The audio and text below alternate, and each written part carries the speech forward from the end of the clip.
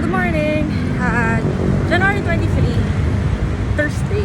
Bali, andito tayo ulit sa Amang for oncologist consultation. So, 9:03 ngayon.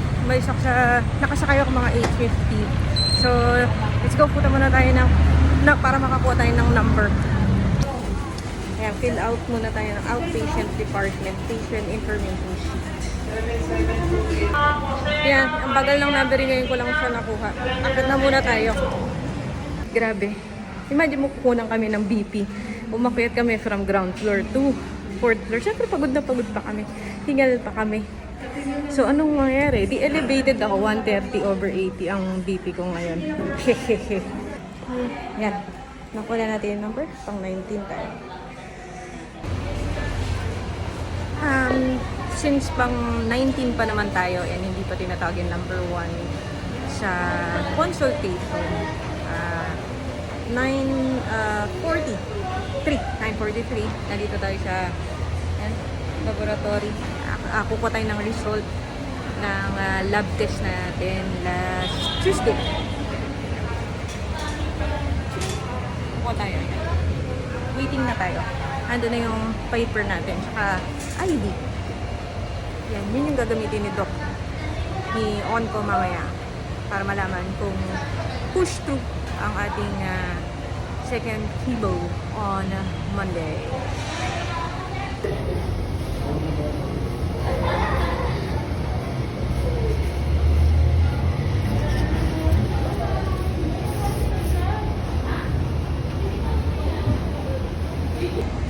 Okay.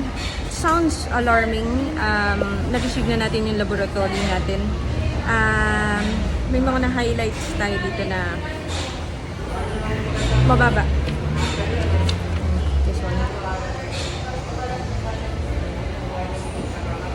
So, yung white blood cell ko, 1.85.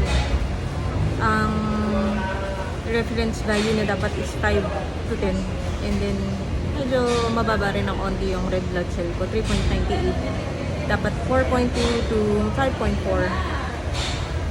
And then, yung segmenters, 23.6, dapat 40 to 60. And then, lymphocyte, 47, elevated, dapat 20 to 40. And then, monocyte naman is mataas, 24, dapat 2 to 8 lang. And then, basophil, 1.9, dapat is 0.1 to 1 lang dapat. So, yan yung concern natin mamaya kay oncologist kung paano ko gagawin ko, pataasin or kung pababain for the second chemo ko.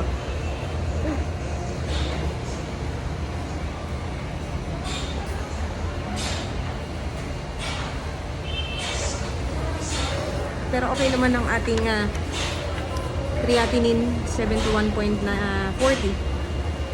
SGOT, 20. And then SGPT, 17. Yeah. Good luck. 10:25. Nandito tayo sa Jollibee. Nag-take out tayo ng food. Pang 19 pa naman tayo. So,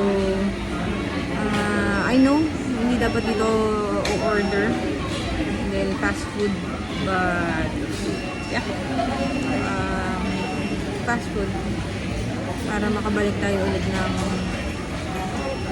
clinic, hospital. Ano na, no? Nag-extend na to, no? You know? Ano na siya? Natatanggal na.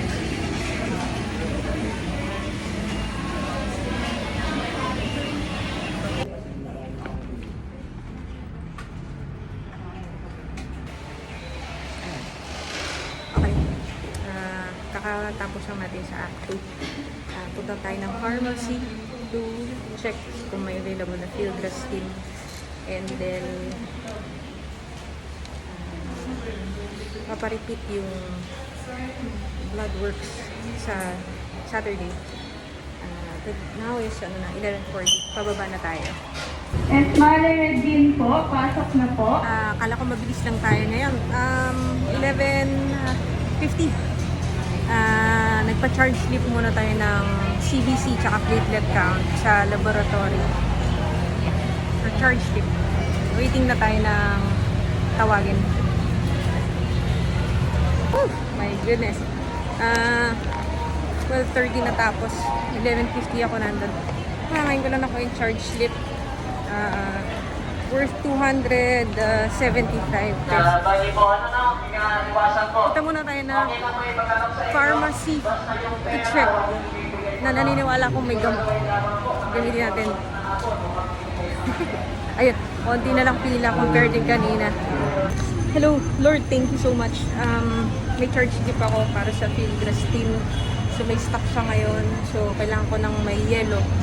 Mamaya, bibili ako pagkatapos kong maipaprocess to sa MSWD. Oh, thank you, Lord. Yeah. It's 12:40.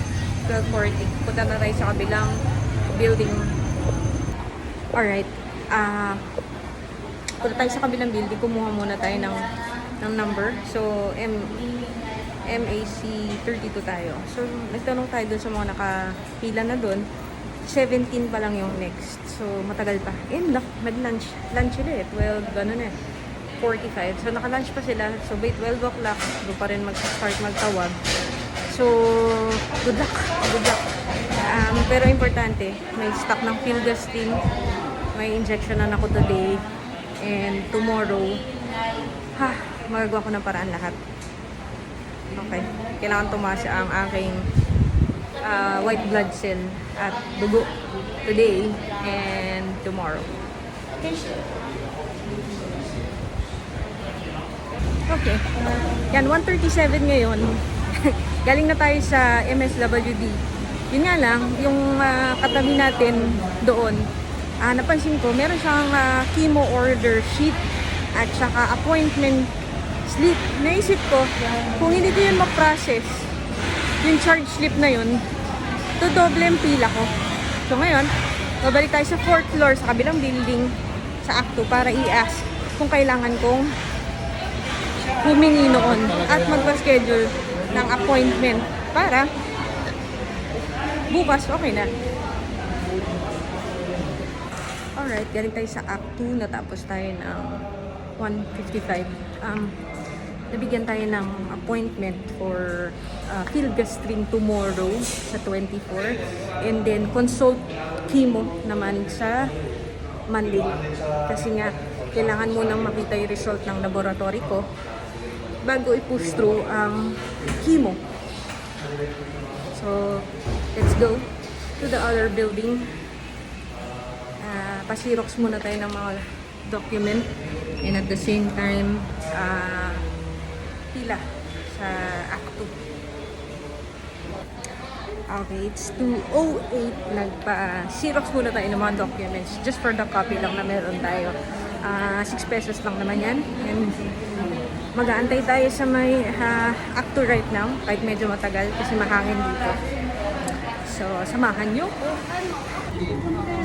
Okay, nandito na tayo sa Act 2. 2:10. Mga 2:10 tayo dumating dito. So, mag-away tayo kung natawagin yung number natin. At sana, umabot ako dun sa may Act 2 para ma-inject na sa akin yung Filgrastim. I mean, sana may tao sa kanila mamaya. Pagkakuha ko ng gamot. Matatapos ko to.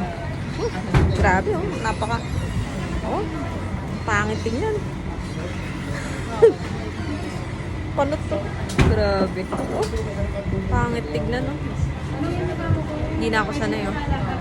Lapad na noo ko.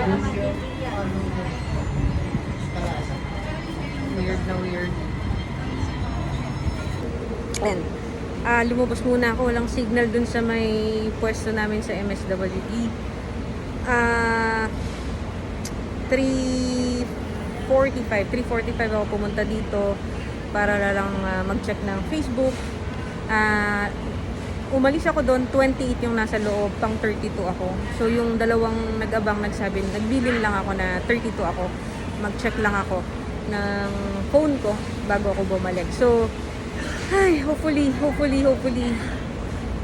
meron pa tao sa Act 2 para ma-inject sa kanyang Filgrastim. And no pain and walang side effect. Lord, ko na bala. Walang side effect. Amen. Ayan, finally. Natapos ako ng almost 4:40. Ngayon, takbo muna tayo. Bili tayo ng yelo bago tayo pumunta sa pharmacy. And then, try natin kung abot pa tayo sa Act 2 para makapagpa-inject. So, good luck to me! Okay, nandito tayo 7-Eleven. Bumili tayo ng 28 pesos na yelo na kailangan natin ilagay sa dun. Okay, so ano na, 440. Kukunin pa natin yung gamot sa pharmacy. Diba? Oh my goodness. Ewan kung may tao pa sa Act 2 pag-akyat ko. Kung may mag-i-inject pa sa akin mamaya ng 5 o'clock. Good luck. Good luck. Good luck. Good luck. Okay, 5:49. Nakakuha na tayo ng medicine. Akyat na tayo ng Act 2. Kung may tao pa doon. Good luck.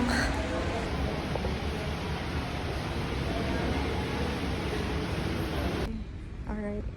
Time is 5:05. Nandito tayo ngayon sa Act 2. Umabot naman tayo sa pag-inject ng filgrastim sa aking braso. Ang possible niyang side effect is parang tatrangkasuhin, pwedeng sumakit yung kasukasuan. So kung sakali man na hindi ko matolerate, pwede ako mayroon ng paracetamol every 4 hours. And then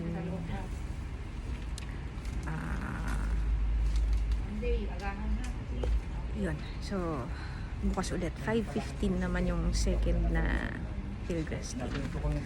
So, yun. Natapos ang ating errands for today. 5:05. Successful naman. Hopefully successful. Makakauwi na tayo in a while.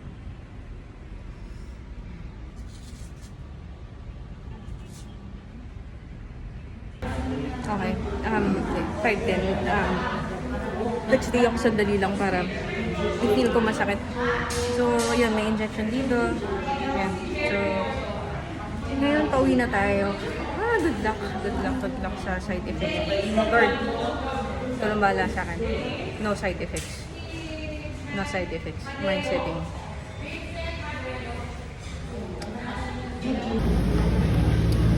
Ito daw ang pampataas ng white blood cell. Okay. Yeah, ito yan. Pila ng PWD for itlog ng pugo. Pang patas daw ng white blood cell. Bago tayo muwi. Okay, it's 5:30. Nakabili na tayo ng itlog ng pugo. Magantay tayo kung meron dito papuntang... Saan na tayo? Weird, no? Weirdo na ako sa itsura ko.